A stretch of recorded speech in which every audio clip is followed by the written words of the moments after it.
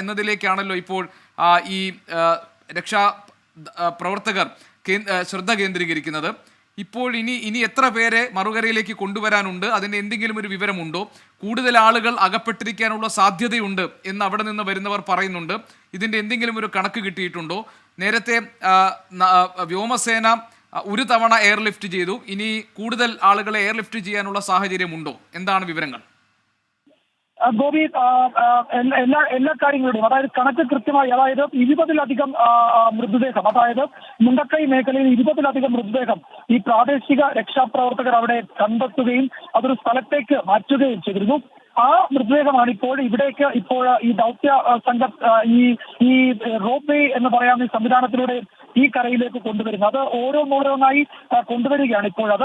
അവിടെ ആ ജോലി നടക്കുന്നില്ല. അപ്പൊ ഇനിയും കുറെ എന്ന് വെച്ചാൽ ഒരു 10-15 ആളുകളുടെയെങ്കിലും എന്ന് വെച്ചാൽ മൃതദേഹം ഇവിടേക്ക് കൊണ്ടുവരാൻ ബാക്കിയുണ്ട് ആ ഭാഗത്തു നിന്ന് എന്നാണ് മനസ്സിലാക്കാൻ കഴിയുന്നത്. ഇവിടുന്ന് ഒരു വണ്ടി അവിടേക്ക് പോകും. ആ വണ്ടി ഇന്നലത്തെ അവിടെ കുടുങ്ങിയതാണ്. അവിടെ ഒരു പാടി ഉണ്ടായിരുന്നു, അതിന്റെ ഭാഗത്ത് കുടുങ്ങിയതാണ്.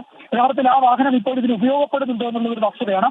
ആ വാഹനത്തിലാണ് ഈ മൃതദേഹം 2-3 വണ്ടികൾ അവിടെ കുടുങ്ങിയിട്ടുണ്ട്. അപ്പോൾ അത് കൊണ്ടുവരുന്നുണ്ട്. ആ മൃതദേഹം ഇവിടേക്ക് ഈ റോപ്പ് വേ വഴി കൊണ്ടുവരും. ഞാൻ ഗോപി ഈ ഫോൺ ഇവിടെ പ്രാദേശിക രക്ഷാപ്രവർത്തനത്തിൽ പങ്കെടുത്ത സിറാജുദ്ദീന് കൈമാറാം. അദ്ദേഹം ഇതിന്റെ ഭാഗമായി പ്രവർത്തിച്ചു. അദ്ദേഹം ഈ മുണ്ടക്കൈ മേഖലയിൽ പോയിരുന്നു. അദ്ദേഹം ഇതിന്റെ അവിടെ കണ്ട കാഴ്ചകൾ ഹൃദയഭേദകമാണ്. നേരത്തെ നമ്മോട് സംസാരിച്ചു. അദ്ദേഹം ചുരുക്കി കാര്യങ്ങൾ വിശദീകരിക്കാൻ ഫോൺ കൈമാറാം. ശരി, നമ്മളോടൊപ്പം ഉള്ളത് മുണ്ടക്കൈ മേഖലയിൽ പോയി രക്ഷാപ്രവർത്തകനായ സിറാജുദ്ദീനാണ്. സിറാജുദ്ദീൻ പറയും. കാണാൻ കഴിഞ്ഞത് ഇവിടെ വന്നപ്പോൾ ഞങ്ങൾക്ക് ഇവിടെ ചൂരൽമലയുടെ വ്യാപ്തി മാത്രമേ, ചൂരൽമലയിലുണ്ടായ കാഴ്ചയൊക്കെ നമ്മളിവിടെ കാണുന്ന അപകടം മാത്രമേ നമുക്ക് മനസ്സിലാക്കാൻ പറ്റിയിട്ടുണ്ടായിരുന്നുള്ളൂ. രാവിലെ ആർമിയും അതുപോലെ തന്നെ ഇവിടെ വന്ന ഒരുപാട് സന്നദ്ധ പ്രവർത്തകന്മാരും കൂടി മുണ്ടക്കൈ ഭാഗത്തേക്ക് പോയപ്പോഴാണ് ഒരുപാട് ആളുകൾ അവിടെ കുടുങ്ങിക്കിടക്കുന്ന രംഗം ഞങ്ങൾ കാണാൻ കഴിഞ്ഞു. വളരെ ദയനീയമായ രംഗം. അതോടൊപ്പം തന്നെ ഞങ്ങളൊക്കെ അവിടെയുള്ള ഒരുപാട് പ്രവർത്തകന്മാരോടും കൂടി തന്നെ സന്നദ്ധ പ്രവർത്തകന്മാരോടൊക്കെ പ്രത്യേകിച്ച് എടുത്തു പറയേണ്ടതുണ്ട്. അവരൊക്കെ മുൻകൈ എടുത്തുകൊണ്ട് ഒരുപാട് ബോഡി അവിടെയുള്ള ഒരു പാടിയിൽ 10-23ഓളം ബോഡി ഞങ്ങൾ കിടത്തിയിട്ടുണ്ട്. ഇനിയും ഞങ്ങൾ കണ്ട ബോഡി എടുക്കാൻ പറ്റാത്ത വളരെ സങ്കടകരമായ ഒരു അവസ്ഥ നിലനിൽക്കുന്നുണ്ട്. രാത്രി വൈകിയതുകൊണ്ട് നാളെ അതിന്റെ ബാക്കി പ്രവർത്തനങ്ങൾ ചെയ്യാമെന്ന് ആർമി അറിയിച്ചതുകൊണ്ട് അവിടെ കൂടിയിട്ടുള്ള ആളുകളൊക്കെ തൽക്കാലം പിരിഞ്ഞു വരുന്ന ഒരു അവസ്ഥയാണ് ഉണ്ടായിട്ടുള്ളത്. എനിക്ക് പറയാനുള്ള ഒരു കാര്യം, ഞങ്ങളൊക്കെ ഇങ്ങോട്ടൊക്കെ വരുമ്പോൾ ഒരു സന്നദ്ധ പ്രവർത്തകന്മാരുടെ എല്ലാവിധ ഉപകരണങ്ങളായിട്ടാണ് ഞങ്ങൾ വന്നിട്ടുള്ളത്. ഇവിടെ ഉപയോഗിക്കാനുള്ള ഷൂസും മറ്റു സംവിധാനങ്ങളൊക്കെ ആയിട്ടാണ് വന്നിട്ടുള്ളത്. ഇവിടെ വരുന്ന ആളുകളെ, അതായത് ഇവിടെ പ്രവർത്തിക്കാൻ വേണ്ടി ബോഡികൾ എടുക്കാൻ വേണ്ടിയും അവിടെ കുടുങ്ങിക്കിടക്കുന്ന ആളുകളെ രക്ഷപ്പെടുത്താനും ഓരോ വീടുകളുടെ ഉള്ളിലൊക്കെ കയറിയപ്പോൾ അവിടെ ഇങ്ങനെ വിറങ്ങലടിച്ച് നിൽക്കുന്ന ഒരുപാട് ആളുകൾ കണ്ട വല്ലാത്ത സങ്കടം തോന്നി. എന്താ ചെയ്യേണ്ടെന്ന് അറിയില്ല. അവർ പേടിച്ചു പോയിട്ടുണ്ട്. അവരൊക്കെ ഞങ്ങൾ വീടുകളിൽ നിന്ന് ഇങ്ങോട്ടൊക്കെ വിട്ടിട്ടുണ്ട്.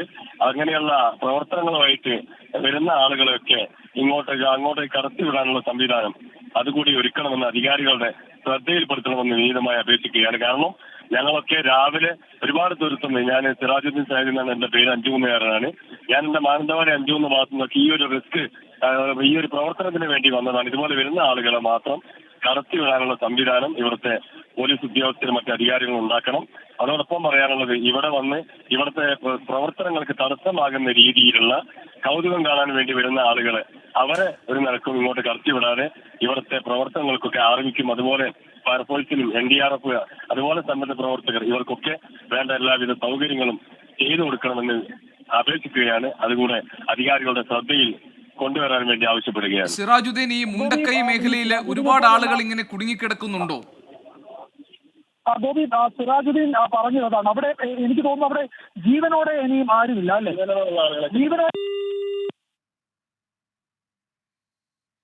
ഷഹദ് റഹ്മാനും വിവരങ്ങളുമായി ചേരുന്നുണ്ട്. ഷഹദ്, ഇപ്പോഴും ഈ സൈന്യം ഈ താൽക്കാലിക പാലത്തിലൂടെ കൂടുതൽ പേരെ ഇപ്പുറത്തേക്ക് എത്തിച്ചുകൊണ്ടിരിക്കുന്നുണ്ടോ? ഇപ്പോൾ ഈ സിറാജുദ്ദീനെ പോലെ സന്നദ്ധ പ്രവർത്തകൻ പറയുന്നത് അവിടെ നിരവധി ആളുകളെ കണ്ടിട്ടുണ്ട്, അവരൊക്കെ ഇങ്ങോട്ടേക്ക് വരാൻ ആയി കാത്തു നിൽക്കുകയാണ്, അതൊന്ന് വേഗത്തിലാക്കണമെന്ന് അധികൃതരുടെ ശ്രദ്ധയിൽപ്പെടുത്തണമെന്നാണ് പറയുന്നത്. പക്ഷേ കാര്യക്ഷമമായി തന്നെയല്ലേ സമയമെടുക്കുന്നുണ്ട് എങ്കിലും രാത്രിയിലും ഈ പറയുന്ന രക്ഷാദൗത്യത്തിൽ നിന്ന് പിൻവാങ്ങാതെ സൈന്യവും SDRFും NDRFും എല്ലാം അവിടെ പ്രവർത്തിച്ചുകൊണ്ടിരിക്കുന്നത്?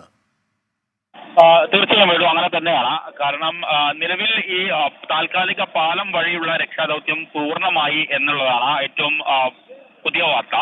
കാരണം കഴിഞ്ഞ മണിക്കൂറുകളിലായിരുന്നു ഇത്തരത്തിൽ ഈ താൽക്കാലികമായിട്ട് നിർമ്മിച്ചിട്ടുള്ള പാലം വഴി ആളുകളെ മറുകരയിലേക്ക് എത്തിച്ചിട്ടുണ്ടായിരുന്നത്. എന്നാൽ ആ ദൗത്യം പൂർണ്ണാർത്ഥത്തിൽ വിജയകരമായിരുന്നു. ഇവിടെ ഉണ്ടായിരുന്ന മറുകരയിലുണ്ടായിരുന്ന മുഴുവൻ ആളുകളെയും ഈ താൽക്കാലികം പാലം വഴിയും അതുപോലെ തന്നെ ഈ റോപ്പ് വഴിയും അവരെ യഥാസ്ഥാനങ്ങളിൽ എത്തിച്ചു. ആശുപത്രികളിൽ എത്തിക്കേണ്ട ആളുകൾ ആശുപത്രിയിലേക്കും അതുപോലെ തന്നെ ദുരിതാശ്വാസ ക്യാമ്പുകളിലേക്ക് എത്തിക്കേണ്ട ആളുകളെ അങ്ങനെയും എത്തിച്ചിട്ടുണ്ട്. ഇപ്പോൾ നമ്മൾ ദൃശ്യങ്ങളിൽ കാണുന്ന മൃതദേഹങ്ങൾ ഈ മറുകരയിലേക്ക് എത്തിക്കുന്നതാണ്. അതായത് 18 മൃതദേഹങ്ങളാണ് ഇനി ഈ മറുകരയിലേക്ക് എത്തിക്കാനുള്ളത്. ഒരു ജീപ്പിൽ 2 മൃതദേഹങ്ങൾ എന്ന നിലയിലാണ് ഇവിടേക്ക് കൊണ്ടുവരുന്നത്. അത്തരത്തിൽ 18 മൃതദേഹങ്ങൾ കൂടി കൊണ്ടുവന്നു കഴിഞ്ഞാൽ ഇന്നത്തെ ഈ ഇന്നത്തെ ഈ രക്ഷാദൗത്യം താൽക്കാലികമായിട്ട് അവസാനിപ്പിക്കും എന്നുള്ളൊരു കാര്യമാണ് ഇപ്പോൾ ഫയർഫോഴ്സ് നമ്മളോട് പറഞ്ഞിട്ടുള്ളത്. കാരണം ഈ മറുകരയിൽ നിന്ന് ആളുകളെ ഇങ്ങോട്ടേക്ക് കൊണ്ടുവരാനും റോപ്പ് ഉപയോഗിച്ച് ആളെ കൊണ്ടുവരാനും അതുപോലെ തന്നെ ഈ താൽക്കാലിക പാലം നിർമ്മിക്കാനും ഒക്കെ വലിയൊരു പങ്ക് വഹിച്ചിട്ടുള്ളത് കേരള ഫയർഫോഴ്സ് ആണ്. അപ്പം അവരുടെ സംഘമാണ് ഇപ്പോൾ ഈ റോപ്പ് ഉപയോഗിച്ച് ഈ മൃതദേഹങ്ങൾ മറുകരയിലേക്ക് എത്തിക്കുന്നത്. അപ്പോൾ അവർ അറിയിച്ചിട്ടുള്ള കാര്യമാണ് ഇപ്പോൾ ഞാൻ പറയുന്നത്. നിലവിൽ അവർ പറയുന്നത് അനുസരിച്ച് ഇവിടെയുള്ള മറുകരയിലുള്ള മുഴുവൻ ആളുകളെയും അവിടെ താമസിച്ചിരുന്നതും അതുപോലെ തന്നെ ഒറ്റപ്പെട്ട് കഴിഞ്ഞിട്ടുണ്ടായിരുന്ന ആളുകളും ഒക്കെ ആയിട്ടുള്ള മുഴുവൻ ആളുകളെയും അവിടുന്ന് വാഹനങ്ങളിൽ ഇവിടെ എത്തിക്കുകയും പിന്നീട് ഇത്തരത്തിൽ അടിയന്തരമായിട്ട് വൈദ്യസഹായം ആവശ്യമുള്ള ആളുകളെ ഹെലികോപ്റ്റർ മുഖേന ആശുപത്രിയിലേക്ക് മാറ്റുകയും കൂടാതെ ബാക്കി ആളുകളെ ഈ റോപ്പ് ഉപയോഗിച്ച് മറുകരയിൽ എത്തിക്കുകയും അതേസമയം തന്നെ ഈ താൽക്കാലികമായി നിർമ്മിച്ച പാലം വഴി മറുകരയിൽ എത്തിക്കുന്ന ദൗത്യമായിരുന്നു ഇക്കഴിഞ്ഞ മണിക്കൂറുകളിൽ അത്രയും നടന്നിട്ടുണ്ടായിരുന്നത്. അത് പൂർണ്ണാർത്ഥത്തിൽ വിജയമായി എന്ന് വേണം ഇപ്പോൾ പറയാൻ. ഇപ്പോൾ ഈ ദൃശ്യങ്ങളിൽ കാണുന്നത് ഈ മൃതദേഹങ്ങൾ ഈ മറുകരയിലേക്ക് എത്തിക്കുന്നതാണ്. ഒരു വാഹനത്തിൽ 2 മൃതദേഹങ്ങൾ എന്ന നിലയിലാണ് ഇവിടേക്ക് എത്തിക്കുന്നത്.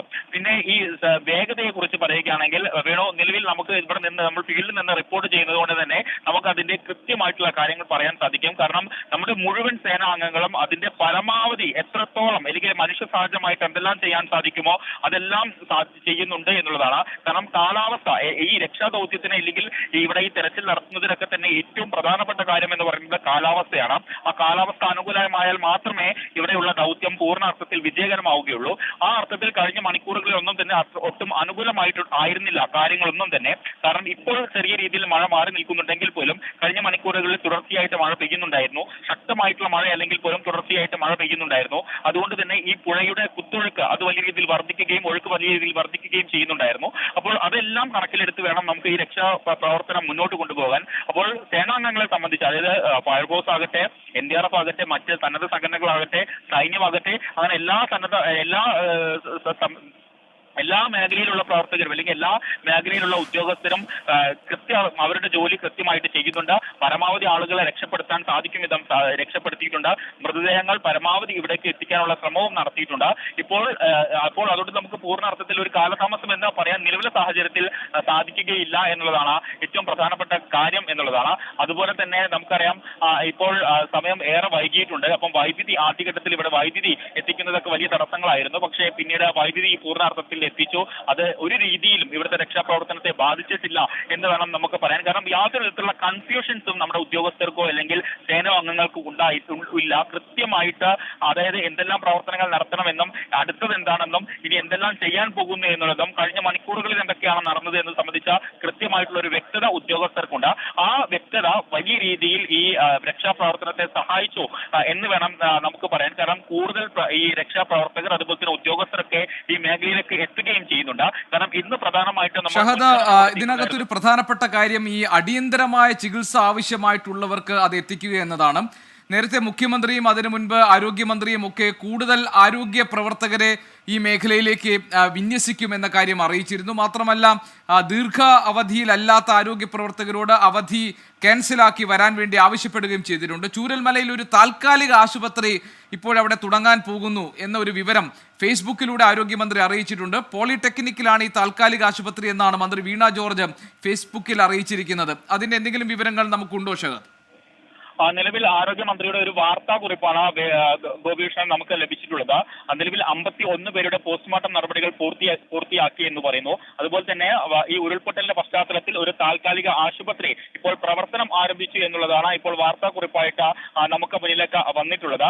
അതായത് ഇവിടെ അല്പസമയം മുൻപ് ഒരു അടിയന്തര യോഗം ചേർന്നിട്ടുണ്ടായിരുന്നു. ആ യോഗത്തിലാണ് ഇതുമായി ബന്ധപ്പെട്ടുള്ള തീരുമാനങ്ങൾ അറിയിച്ചിട്ടുള്ളത്. വാർത്താക്കുറിപ്പ് ഇങ്ങനെയാണ്: ജില്ലയുടെ പൊതു സാഹചര്യവും ദുരിതാശ്വാസ ക്യാമ്പുകൾ പ്രവർത്തിക്കുന്ന ജില്ലയുടെ പ്രവർത്തനങ്ങൾ പ്രത്യേകം പ്രാഥമികമായും ചർച്ച ചെയ്തു. ദുരിതാശ്വാസ ക്യാമ്പുകളിൽ ആരോഗ്യ പ്രവർത്തകരുടെ സേവനം ഉറപ്പാക്കാൻ നടപടി സ്വീകരിച്ചിട്ടുണ്ട്. ഓരോ ക്യാമ്പിലും ഒരു ആരോഗ്യ പ്രവർത്തകന് വീതം ചുമതല നൽകാൻ നിർദ്ദേശം നൽകിയിട്ടുണ്ട്. അതുപോലെ പകർച്ചവ്യാധി പ്രതിരോധത്തിനായി നടപടികൾ സ്വീകരിച്ചു. കാരണം ഇത്തരത്തിലൊരു വലിയ ദുരന്തം നടന്നതുകൊണ്ട് ഈ പകർച്ചവ്യാധി അത് വലിയ രീതിയിൽ ഉണ്ടാകാനുള്ള ഒരു സാധ്യതയുണ്ട്. അപ്പോൾ അതിന്റെ മുൻകരുതൽ എന്ന രീതിയിലുള്ള നടപടിക്രമങ്ങൾ സ്വീകരിച്ചിട്ടുണ്ട്. അതുപോലെ തന്നെ ആവശ്യമായ സ്ഥലങ്ങളിലൊക്കെ തന്നെ പ്രത്യേക മെഡിക്കൽ ടീമിനെ നിയോഗിക്കാനും ഈ കഴിഞ്ഞ യോഗത്തിൽ തീരുമാനമായിട്ടുണ്ട്. സ്റ്റേറ്റ് RRT യോഗത്തിലാണ് മന്ത്രി ഇത് സംബന്ധിച്ചുള്ള നിർദ്ദേശം നൽകിയിട്ടുള്ളത്.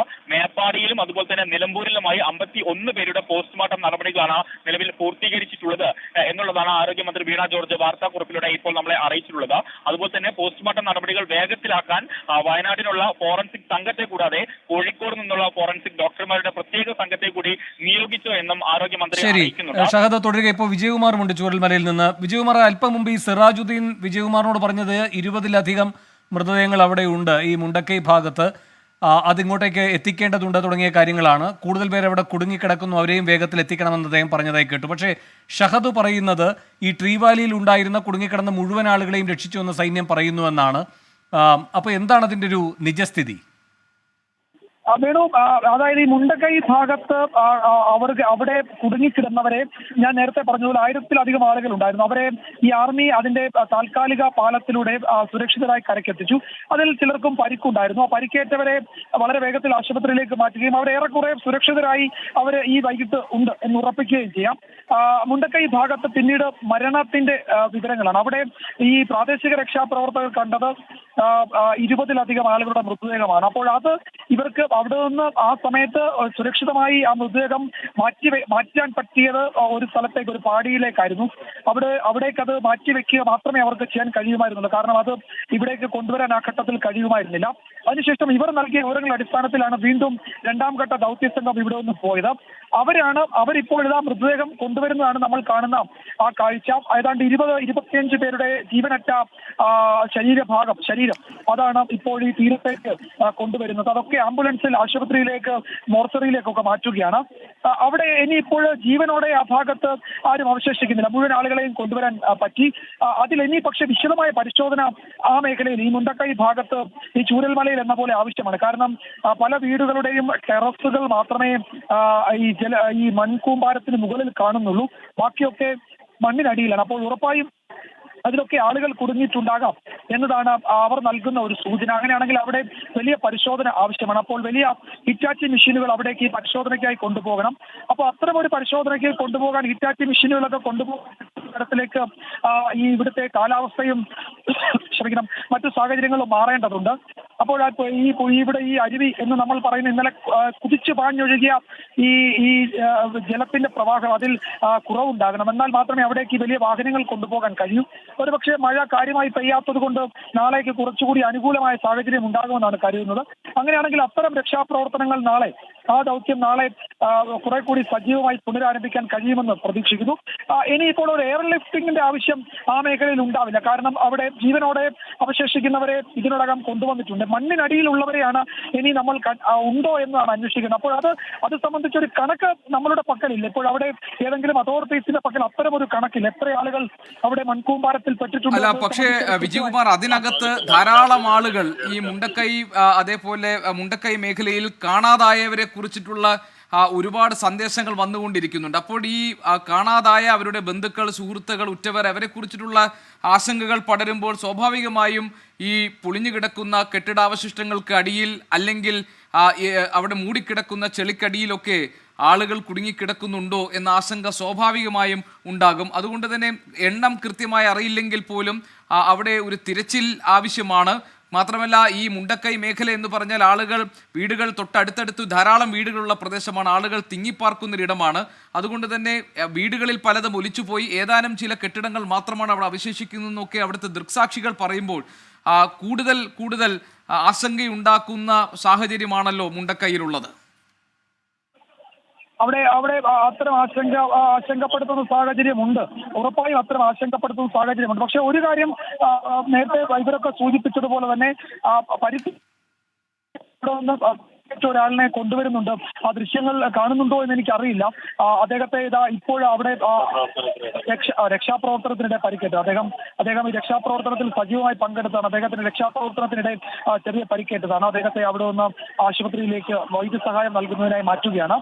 അങ്ങനെ എത്ര കാഴ്ചകളാണ് എനിക്ക് അറിഞ്ഞുകൂടാ. നമുക്ക് കുറെ കഴിയുമ്പോൾ അത്തരം വിവരങ്ങൾ പറഞ്ഞ് ഏതാണ്ട് ഒരു മരവിച്ച മനസ്സായി മാറും. അപ്പോൾ ഏതാണ്ട് ഞാനും ആ മട്ടിലായിട്ടുണ്ടോ എന്ന് തോന്നുന്നു. കാരണം ഞാനിവിടെ വന്ന് ഏതാണ്ട് മണിക്കൂറുകളായി കാണുന്നത് ഈ ജീവനറ്റ ശരീരം ആ അക്കരയിൽ നിന്ന് ഇക്കരയിലേക്ക് റോപ്വേയിലൂടെ കൊണ്ടുവരുന്നതാണ്. അപ്പോൾ ഇത് കുറെ സമയമായി കാണുന്നു. അപ്പോൾ നേരത്തെ ഈ പ്രാദേശിക രക്ഷാപ്രവർത്തകർ പറഞ്ഞതുപോലെ ഗോപി അവിടെ ഇവർക്ക് തിരയാൻ പറ്റുന്ന സ്ഥലങ്ങളിൽ എന്ന് വെച്ചാൽ മൺകൂമ്പാരത്തിൽ തിരയാൻ പറ്റുന്ന സ്ഥലങ്ങളിലൊക്കെ ഇതിനോടകം ഒരു തെരച്ചിൽ ഈ പ്രാദേശിക രക്ഷാപ്രവർത്തകരും ആർമി ഫയർഫോഴ്സ് ഉദ്യോഗസ്ഥരും ഒക്കെ ചേർന്ന് നടത്തി. അവിടെയൊന്നും ജീവനുള്ള സൂചനകൾ ഉണ്ടായിരുന്നവരാരും ആ സമയത്ത് ഉണ്ടായിരുന്നില്ല.